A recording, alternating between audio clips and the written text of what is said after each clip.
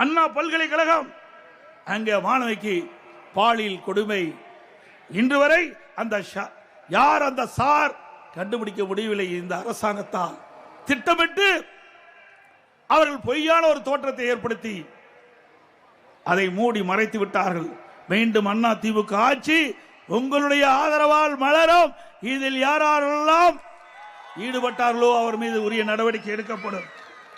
அதேபோல கோவை கல்லூரி மாணவி இன்றைக்கு பாலியல் துன்பத்திற்கு ஆளாகப்பட்டார்.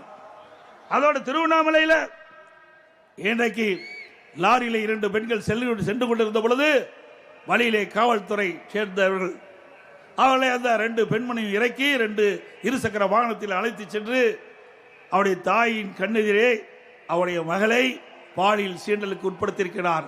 இப்படிப்பட்ட கொடுமையான ஆட்சி தேவையா?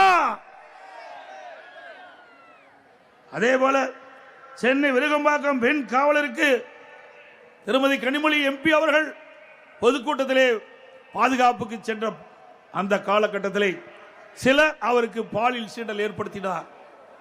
இப்படிப்பட்ட அவலநிலை தான் இந்த ஆட்சியிலே நடைபெற்றுக் கொண்டிருக்கிறது.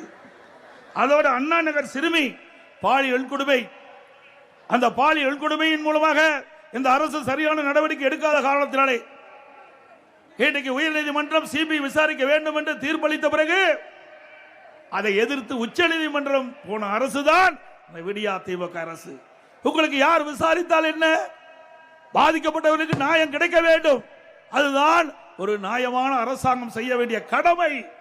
இந்த அரசாங்கம் கடமையிலிருந்து தவறிய காரணத்தினால் சம்பந்தப்பட்டவர்கள் நீதிமன்றத்தின் மூலமாக அவர்களுக்கு சிபிஐ விசாரணை இருந்தால் நியாயம் கிடைக்கும், உண்மையான குற்றவாளிகள் தண்டிக்கப்படுவார்கள் என்று கருதிதான் உச்ச நீதிமன்றம் சென்று தீர்ப்பை பெறுகின்ற சூழ்நிலை இந்த ஆட்சியிலே பார்க்கப்படுகின்றது. அதே போல அரக்கோணம் திமுக நிர்வாகி தெய்வ செயல் பெண்களை மானபங்கம் படுத்திய கொடுமை எல்லா வலைதளங்களிலும் பார்த்தோம்.